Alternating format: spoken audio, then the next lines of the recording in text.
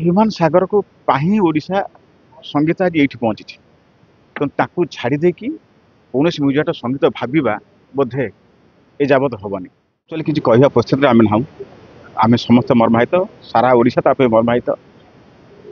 ଓଡ଼ିଶାର ଗୋଟେ ଅପରିଣୀୟ ସ୍ଥାନ ରହିଯିବ, ନା ଅତୀତରେ କେହି ସେ ସ୍ଥାନକୁ ପୂରଣ କରିଥିଲେ, ନା ନିକଟ ଭବିଷ୍ୟତରେ କେହି ପୂରଣ କରିବେ।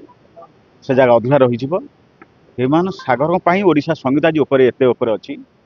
ତେଣୁ ମୋତେ ଲାଗୁଛି ଓଡ଼ିଶା ସଙ୍ଗୀତ ଏବେ ଆଉ ଆଗକୁ ଯିବା ବହୁତ କଷ୍ଟ ହେଇଯିବ ହ୍ୟୁମାନ ସାଗର ବିନା।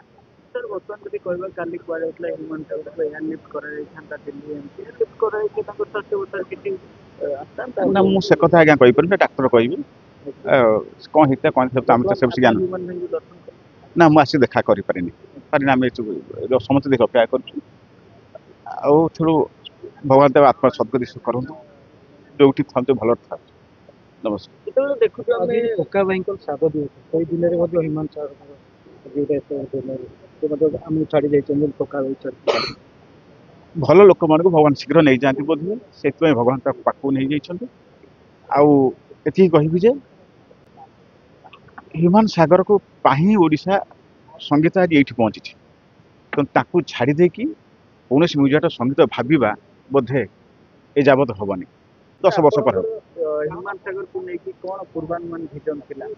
ନା ନା ମୁଁ ଭାବୁଥିଲି ଜଗନ୍ନାଥ ଭଲ କରିଦେବେ ସମସ୍ତଙ୍କୁ। ମୁଁ ମଧ୍ୟ ୟା ପୂର୍ବ ମିଡ଼ିଆରେ କହିଥିଲି ଯେ ଯିଏ ଯେଉଁ ଠାକୁରଙ୍କୁ ଭଲ ପାଆନ୍ତି ଠାକୁରଙ୍କ ପାଖରେ ଦୀପ ଲଗାନ୍ତୁ, ହ୍ୟୁମାନ ସାଗର ସୁସ୍ଥ ହେଇଯାଆନ୍ତୁ। ମୁଁ ଭାବିଥିଲି ନିହାତି ହ୍ୟୁମାନ ସାଗର ଭଲ ହେଇଯିବ। ମୁଁ ବିଶ୍ୱାସ କରିପାରୁନି ଏ ବିଷୟରେ।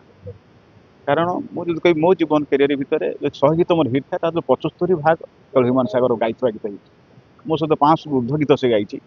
ତେଣୁ ମୁଁ ତ ମତେ ଲାଗୁଛି ମୁଁ ତା ବିନା ଗୀତ କରିବା କଥା କେବେ ଆପଣ କଥା ହେଇଥିଲେ ନା ଦେଖା ଡବିଂ ମାସେ ତଳେ ଡବିଂ ହେଇଥିଲା ମାସେ କ'ଣ କହିଥିଲେ ଶେଷ ଥର ପାଇଁ କ'ଣ ବାର୍ତ୍ତା ନା ନା ସବୁବେଳେ ସେ ମିସିଂ ବହୁତ ଖୁସିରେ ମିଶନ୍ତି, କାରଣ ବହୁତ ଭଲ ପିଲା, ଭଲ ସିଙ୍ଗର ସହିତ ବହୁତ ଭଲ ପିଲା, ବହୁତ ରେସପେକ୍ଟ।